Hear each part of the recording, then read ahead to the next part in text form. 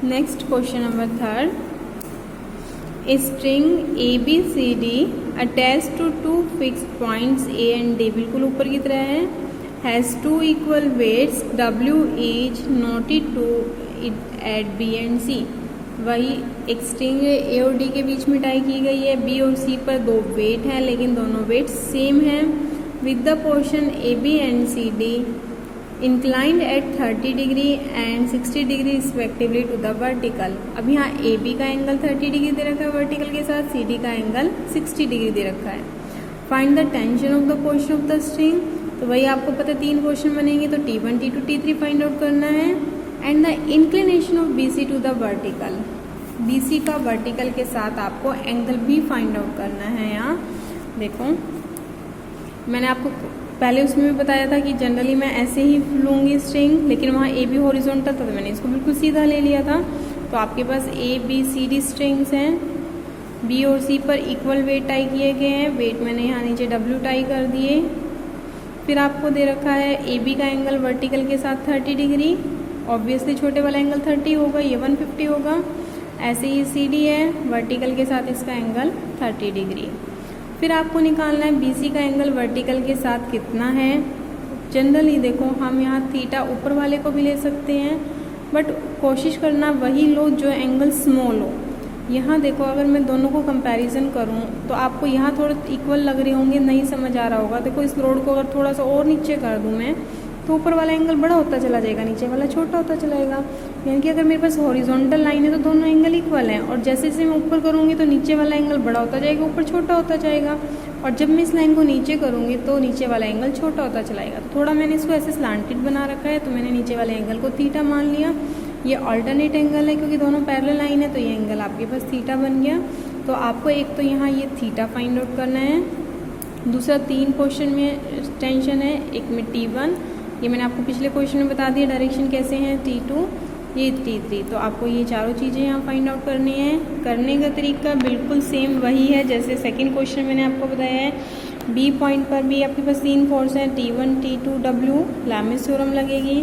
सी पर भी T2 T3 W है, लैमिस थ्योरम लगेगी। उसके बाद जस्ट जो आपको फाइंड आउट करना है उसके हिसाब से आप कैलकुलेशन करते चले जाना। मैं आपको हल्का सा हिंट दे देती हूँ। देखो लैमिस थ्योरम जैसे पिछले क्वेश्चन में लगाई है, आप उसी तरह इसमें लैमिस थ्योरम लगाना। T1 T2 W, नीचे जो टर्म आ रही है उनको आप सॉल्व कर लेना। सॉल्व करने के बाद देखो यहाँ से T1 T2 तो आपके आ गए हैं, लेकिन यहाँ एक चीज़ अननोन है जो आपने खुद से इंट्रोड्यूस की है, थीटा। याद रखना जब भी किसी क्वेश्चन में आप कुछ चीज़ फाइंड आउट करते हो तो आंसर में सिर्फ वो टर्म रह सकती है जो टर्म आपको स्टेटमेंट में गिवन हो। जो स्टेटमेंट में गिवन नहीं होती आप खुद से इंट्रोड्यूस करते हो, उसको एलिमिनेट करना होता है। तो यहाँ देखो आपने थीटा खुद से इंट्रोड्यूस किया है तो आपको एलिमिनेट करना पड़ेगा, जबकि W स्टेटमेंट में गिवन था। W आपका स्टेटमेंट में गिवन है तो आंसर में W आ सकता है बट थीटा नहीं आ सकता। थीटा कैसे एलिमिनेट होगा, सी पॉइंट पर लैमिस थ्योरम लगाई, सी पर भी वही पिछले क्वेश्चन की तरह आप देख लेना अपने आप खुद से, लैमिस थ्योरम लगाई, ये नंबर 2 आ गया। अब इन दोनों की हेल्प से आपको थीटा भी निकालना है, T1 T2 T3 भी निकालने हैं। यहाँ से आप दिख रहे हैं दोनों में T2 की वैल्यू कॉमन है, तो T2 की वैल्यू को कंपेयर कर लो। लेफ्ट साइड T2 है तो राइट साइड भी इक्वल होगी। तो from 1 and 2 comparing the values of, sorry गलत लिख रखा है मैंने, T2 की कंपेरिजन कर लो। यहाँ देखो ये वाली T2 की वैल्यूज़ रखी हुई है और ये वाली T2 की वैल्यू यहाँ रखी हुई है। यहाँ से W कैंसिल आउट हो गया। इसको sine of A minus B का फॉर्मूला लगाया, सॉल्व किया। उसके बाद साइन थीटा की टर्म इकट्ठी कर लेना एक साइड, कॉस थीटा की एक साइड कर लेना, मीन्स सॉल्व करने के बाद देखो साइन थीटा की एक साइड कर लेना, कॉस थीटा की एक साइड, यहाँ से टेन थीटा आ जाएगा, थीटा आ जाएगा। जब थीटा आ गया तो T1 T2 T3 में आप थीटा की वैल्यूज पुट करके सॉल्व करोगे तो आपके पास T1 T2 T3 भी आ जाएगा। करके देखना, कोई प्रॉब्लम आती है तो मुझे बता देना। उसके बाद हम करते हैं next question number 4। Fourth question देखो, 2 equal weights each of W kg are attach to the ends of a thin string. एक स्ट्रिंग है, स्ट्रिंग के एंड पॉइंट पर 2 वेट टाई कर रखे हैं W kg, which passes over 3 pegs in a wall arrange in the form of isosceles triangle. पहले इतना ही करते हैं। वॉल के अंदर 3 पैक्स हैं, आइसोसेलेस ट्रायंगल के की फॉर्म में उनको अरेंज किया गया है। पेग्स का मतलब होता है जैसे आप घरों में कील या खूंटी बोल सकते हो। तो स्ट्रिंग में देखो, जैसे देखो ये है 3 पेग्स हैं ए बी सी, इनमें एक आइसोसेलेस फॉर्म में, आइसोसेलेस ट्रायंगल की फॉर्म में स्ट्रिंग को इनके बीच में टाई ऐसे किया गया है। और एंड पॉइंट्स पे WKG वेट एक्ट कर रहा है, यहाँ पर भी WKG वेट एक्ट कर रहे हैं और सी पॉइंट पर भी आपका WKG वेट एक्ट कर रहे हैं। उसके बाद देखते हैं क्या कहा है। With the base horizontal, base आपको हॉरिजॉन्टल लेना है, वर्टिकल एंगल 150 डिग्री। जो ये ट्रायंगल है इसका वर्टिकल एंगल 150 डिग्री है और बेस हॉरिजॉन्टल, मैंने ऑलरेडी हॉरिजॉन्टल लिया है, बेस इज हॉरिजॉन्टल। फिर है find the magnitude and direction of pressure at each peg, यानी कि आपको ए बी सी तीनों पैग्स पर रिजल्टेंट फाइंड आउट करना है और उसकी डायरेक्शन। प्रेशर का मतलब वही कि उस पर कितना फोर्स लग रहा है, कितना उसके पास रिजल्टेंट फोर्स है, वो आपको फाइंड आउट करना है। मैंने अभी आपको पिछले वीडियो में बताया है कि जब भी आपके पास पैग्स या रिंग का केस आएगा तो हर स्ट्रिंग में सेम टेंशन आएगी। तो यहाँ जितने भी स्ट्रिंग के पोर्शन बन रहे हैं सब स्ट्रिंग्स में सेम टेंशन होगी।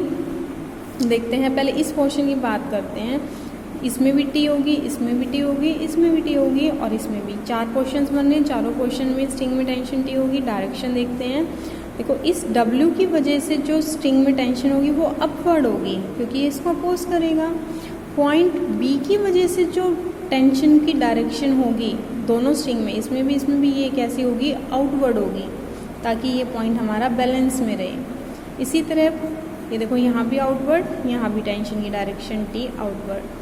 पॉइंट A है, इसकी भी आपकी आउटवर्ड होगी पॉइंट A की वजह से, पॉइंट C की वजह से भी आउटवर्ड होगी डायरेक्शन टी की, और ऐसे ही यहाँ वेट W की वजह से अपवर्ड होगी आपकी tension T. This is the just statement है। अब हम इसमें फाइंड आउट करते हैं। देखो मैं लिखा भी, in case of peg tension in each portion of the string is same is equal to T. Here T is equal to W क्यों है, क्योंकि आपके पास सिस्टम इक्विलिब्रियम में है तो टेंशन उतनी ही एक्ट करेगी जितना उसके पास डाउनवर्ड फोर्स लग रहा है। तो इस पोर्शन की वजह से मैं लिख सकती हूँ T is equal to W।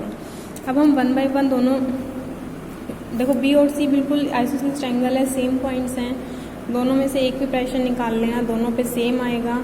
मुझे A पर निकालना पड़ेगा, B और C में से किसी एक पर निकाल लूँगी, दूसरे पे सिमिलरली करके लिख दूँगी। अब मैं निकालती हूँ प्रेशर एट A। ये जिस मैंने आपको समझाने के लिए अलग से ट्रायंगल ड्रॉ करी है ताकि आपको इजीली समझ आ जाए। देखो A पॉइंट पर आपके फोर्स कौन सा लग रहा है, ये T फोर्स लग रहा है, ये T फोर्स लग रहा है। तो प्रेशर एट A क्या होगा कि वो जो इन दोनों का रिजल्टेंट आएगा उसके इक्वल और अपोजिट, क्योंकि सिस्टम इक्विलिब्रियम में है। अगर इक्वल अपोजिट नहीं होगा तो फिर सिस्टम का इस सिस्टम पर टोटल फोर्स 0 नहीं बनेगा। तो मैं लिख सकती हूँ pressure at A is equal and opposite to the resultant at A। A पर जो 2 फोर्स लग रहे हैं इन दोनों का रिजल्टेंट निकाल लो, तो जो रिजल्टेंट आएगा उसके इक्वल और अपोजिट आपका प्रेशर एट A आ जाएगा। रिजल्टेंट A कैसे निकालोगे, देखो जब भी आपके पास 2 फोर्स सेम पॉइंट से एक्ट कर रहे हैं तो हमेशा सबसे बेस्ट तरीका होता है आप उसमें पैरेललोग्राम लगा दो। तो देखो यहाँ जैसे आपके पास एक P फोर्स होता है, एक Q फोर्स होता है, बीच में एंगल अल्फा है, तो आप लगाते हो P² + Q² + 2PQ cos alpha √। वही चीज़ यहाँ है, T है, दूसरा फोर्स भी T है, दोनों के बीच में एंगल कितना है 150 डिग्री। तो लगा दो T² + T² + 2T × T cos 150। इसको आप खुद सॉल्व कर लेना, इजी सा है। सॉल्व करने के बाद ये आ जाएगा 2T cos 75। 75 को 45 + 30 लिख के सॉल्व कर लिया, तो ये प्रेशर एट A आ गया आपके पास। ये जस्ट नेक्स्ट स्टेप में इसको रैशनलाइज कर रखा है √2 से। Let this resultant makes an angle theta with AB। आपको ध्यान हो हम वही करते थे, रिजल्टेंट R है, सपोज करो इसके साथ एंगल थीटा बना रहा है तो हम फॉर्मूला लगाते थे tan theta is equal to Q sin alpha upon P + Q cos alpha. वही चीज़ आपको यहाँ करनी है। यहाँ रिजल्टेंट का AB के साथ मैंने एंगल थीटा माना तो हमारे पास क्या आ जाएगा, दूसरा फोर्स लेना, यहाँ दोनों ही T हैं। T sin अल्फा की value 150, T sin 150 upon T + T cos 150। इसमें T कॉमन लेके कैंसिल आउट हो गया, sin 2 थीटा 1 + cos 2 थीटा का फॉर्मूला लगाया तो थीटा 75 आ गया। तो pressure at A is equal to this acting along a line. किस लाइन के अलोंग एक्ट करेगा, making an angle 75 degree with AB और AC। आपको पता है अगर एक एंगल 75 आ गया, टोटल 150 है, दूसरा भी 75 आएगा कि उस डायरेक्शन में एक्ट करेगा जो इनके साथ 75 डिग्री का एंगल बनाएगा। आप इसको चाहते तो कोरोलरी से भी कर सकते थे, लेकिन मैंने इसलिए नहीं करवाया क्योंकि कोरोलरी हमने किसी क्वेश्चन में यूज़ नहीं करी है, आप कंफ्यूज हो गए, तो बेटर है मैंने थोड़ा लॉन्ग मेथड से करवाया, आप इसी से करना। उसके बाद निकालते हैं प्रेशर। ना pressure at B is equal to pressure at C. Pressure at B निकाल लेती हूँ, सी अपने आप आ जाएगा। बी पे देखो आपके पास क्या फोर्स लग रहे थे, ये देखो प्रेशर एट बी, ये टी और ये यहाँ टी। तो प्रेशर एट बी क्या होगा, जो इन दोनों का रिजल्टेंट आएगा उसके इक्वल एंड अपोजिट आ जाएगा। देखो ये फिगर ड्रॉ कर रखी है, यहाँ एक टी फोर्स एक्ट कर रहा है, ये मैंने पॉइंट डी माना हुआ है, दिस पॉइंट इज डी। ये आपके पास टी एक्ट कर रहा है, ये पॉइंट बी है आपके पास।